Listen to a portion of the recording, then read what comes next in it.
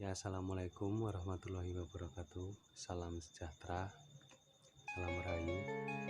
Di kesempatan kali ini kita jumpa lagi di channel Sanggar Mustika Gaib, dan di kesempatan ini saya bertemu dengan salah satu sosok spiritual dari Klaten bernama Mas Hendro Kanoko. Selamat malam Mas Hendro. Selamat malam. Rahayu. Berbincang-bincang ya Mas. Monggo, silahkan kita berbagi, kita sharing di sini, dan kita saling memahami tentang segala hal boleh, gitu ya, untuk berbagi tentang pengetahuan dan pemahaman untuk diri kita semua.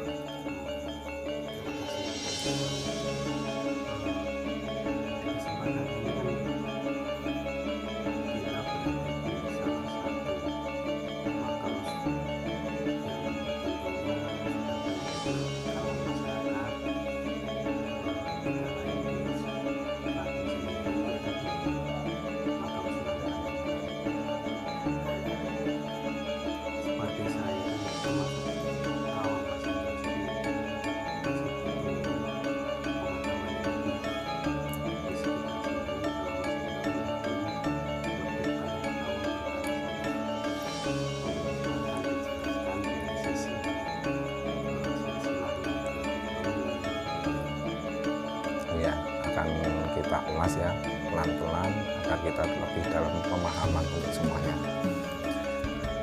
yaitu makam Sunan Pandanaran. Makam Sunan Pandanaran itu sebenarnya itu juga adalah salah satu waliullah yang memiliki karomah tentang apa? Tentang penyebaran agama Islam di tanah Jawa juga. Saat itu kita langsung saja kepada pokok intinya ya, bahwa Sunan Pandanaran itu yang telah memenangkan peperangan antara Panglima Perang Chengho yang diislamkan oleh makam Kiai Sunan Pandanaran ini. Nah, Panglima Perang Chengho itu kan dari Cina, terus kan sekarang diislamkan oleh yaitu Kiai Sunan Pandanaran itu. Hanya dia yang bisa memenangkan pertarungan itu, padahal Panglima Perang Chengho itu sulit dikalahkan karena memiliki kekuasaan dan persenjataan yang kuat pada kala itu.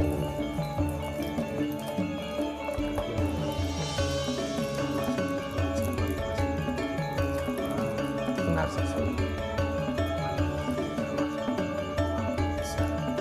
sekali. Dan saat dikalahkan, kita langsung saja kita kupas yang secara singkat aja, karena kan ini karomah-karomahnya. Kenapa banyak peziarah-peziarah datang ke makam Sunan Pandanaran? yaitu pada mencari keberkahannya. Karena saat itu zaman dulu Panglima Perang Cheng Ho itu yang memiliki harta karun yang berlimpah-limpah, yaitu harta perang, itu rampasan perang. Nah, di rampasan perang itu, dan saat itu Panglima Perang Cheng Ho berjanji bahwa siapapun yang bisa ya dan ingin mencari keberkahan dalam harta dunia dan keberkahan keselamatan, yaitu kuncinya harta karun itu dibawa oleh Kanjeng Sunan Pandanaran.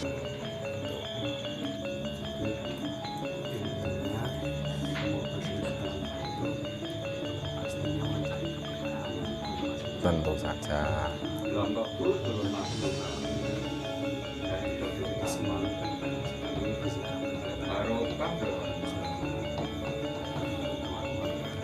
Biasanya itu dari pesisir, Mas, kalau peziarah di sini itu, karena kan kebanyakan dari Semarang, dari Jawa Timur itu juga banyak, karena di sini sudah terkenal salah satunya yaitu tadi waliullah yang memiliki karomah yang luar biasa.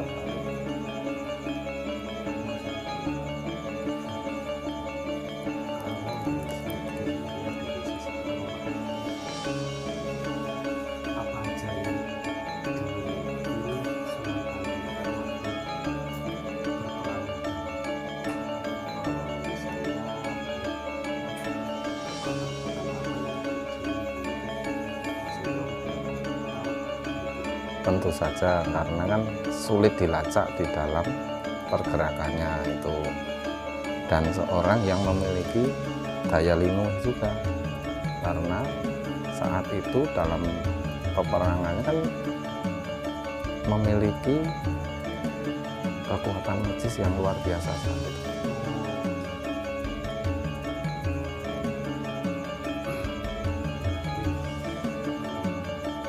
Dan begini lagi ya, dan untuk menghilangkan jati dirinya kan gitu ya, dalam kan saat itu dia memiliki kunci harta karun dari Panglima Perang Cheng Ho. Nah, karena saat itu dia banyak didatangi oleh ya itu sekutu-sekutunya dulu zaman dahulu, sehingga dia melarikan apa jenenge berdiam diri, menyepi ke Bayat Klaten ini, supaya apa? Semuanya terjaga di dalam menjaga keberkahan itu.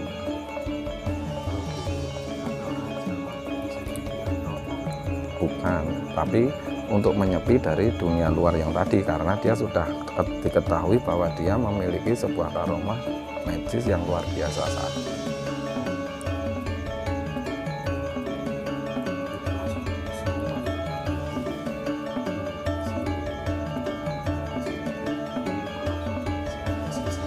Ada silsilahnya, karena di sini sudah tanah turun temurun satu, dan juga ada santri-santri yang mengikuti dan prajurit-prajurit saat itu.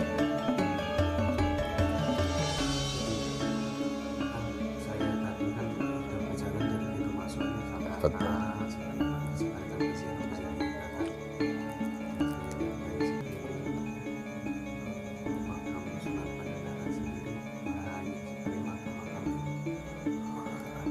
Dan gini ya, untuk menutup akses ke sini zaman dulu itu ya, ke makam ini kan dulu sebenarnya itu kan tempat nyepine Kanjeng Sunan Pandanaran. Lah di situ kenapa ada nama Desa Jiwo kan gitu ya. Desa Jiwo itu namanya adalah Suron Jiwo sebenarnya. Lah itu adalah dia tamengnya sebelum dia masuk ke sini itu harus bertemu dengan Suron. Ya, makanya ada namanya Desa Jiwo. Lah itu kan adanya Suron Jiwo. Jadi di situ itu ada sebuah pasukan yang menyamar sebagai penduduk untuk menghalang-halangi jika ada yang mau bertemu dengan Kanjeng Sunan Pandanaran.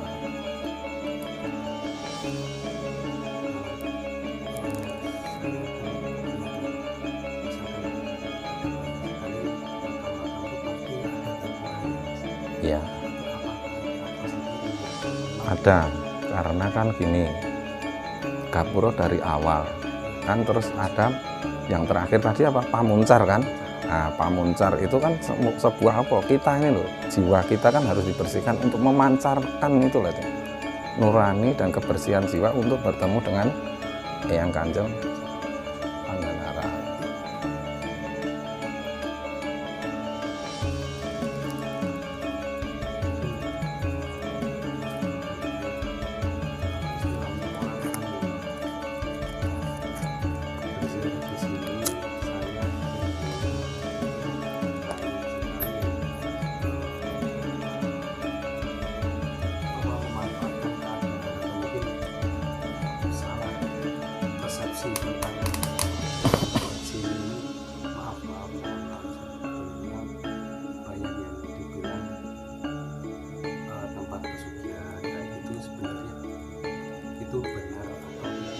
Kalau untuk pesugihan kan lain mas.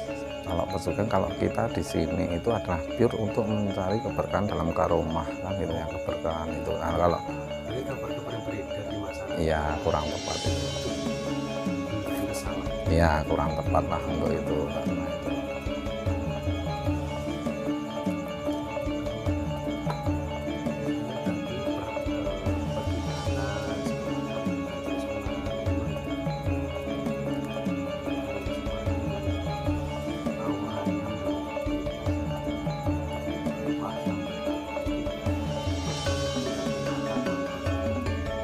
Benar, kalau kita melihat ke gaibnya ya, karena kan di sini di gunung ini ya, di gunung makam Pandanaran ini, kalau dilihat dari kacamata batin kan gitu ya, dari batinnya itu setengah gunung dari makam Pandanaran ini adalah emas kan, dan di situ ada letak itu apa, Bokor Kencono namanya kan gitu ya kan, yang pusat inti energinya kan gitu kalau dilihat Bokor Kencono lah itu emas kan gitu, itu tuh bentuknya kan bokor kan gitu, yang seperti di temanten itu loh, kanan kiri ada ada sepasang itu kalau dilihat, dan setengah gunung ini adalah emas sebenarnya kalau dilihat secara kacamata, dan itu kan yang aura yang menarik untuk apa, sebuah inti energi yang menarik orang untuk berziarah dan datang mencari keberkahan tadi.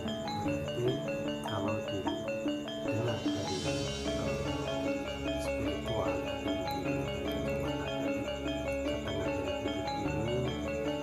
memancarkan energi emas. Iya.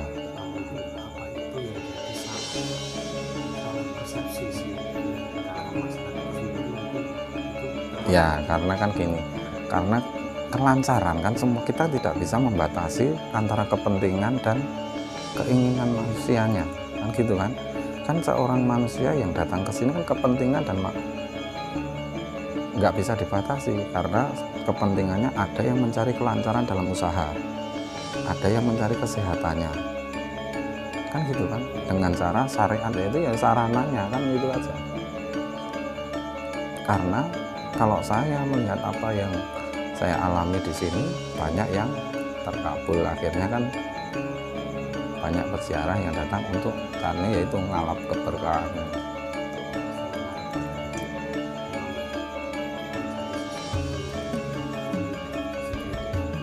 Iya. Oke. Betul kan, itu adalah semuanya hanya sarana aja dalam syariatnya.